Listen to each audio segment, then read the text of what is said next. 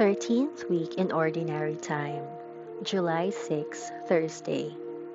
First reading, Genesis chapter 22, verses 1b to 19. Sometime later, God tested Abraham and said to him, "Abraham," and he answered, "Here I am."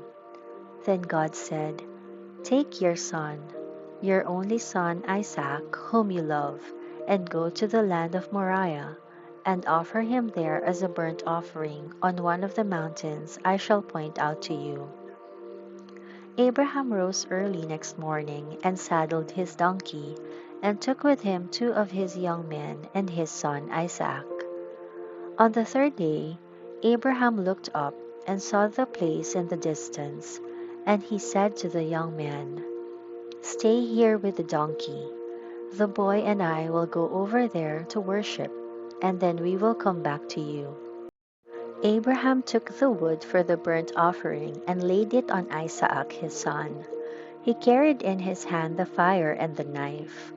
As the two of them went on together, Isaac spoke to Abraham, his father. "Father," and Abraham replied, "Yes, my son."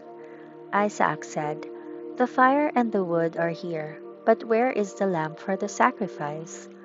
Abraham replied, "God himself will provide the lamb for the sacrifice." They went on, the two of them together, until they came to the place to which God had directed them. When Abraham had built the altar and set the wood on it, he bound his son Isaac and laid him on the wood placed on the altar. He then stretched out his hand to seize the knife and slay his son. But the angel of Yahweh called to him from heaven, "Abraham, Abraham," and he said, "Here I am." "Do not lay your hand on the boy.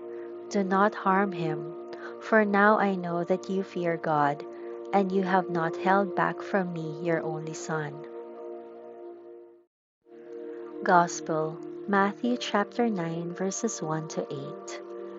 Jesus got back into the boat, crossed the lake again, and came to his hometown. Here they brought to him a paralyzed man, lying on a bed. Jesus saw their faith and said to the paralytic, "Courage, my son, your sins are forgiven." Some teachers of the law said within themselves, "This man insults God." Jesus was aware of what they were thinking and said, "Why have you such evil thoughts? Which is easier to say, 'Your sins are forgiven,' or 'Stand up and walk'? But that you may know that the Son of Man has power on earth to forgive sins." He said to the paralyzed man, "Stand up, take your stretcher and go home." The man got up and went home.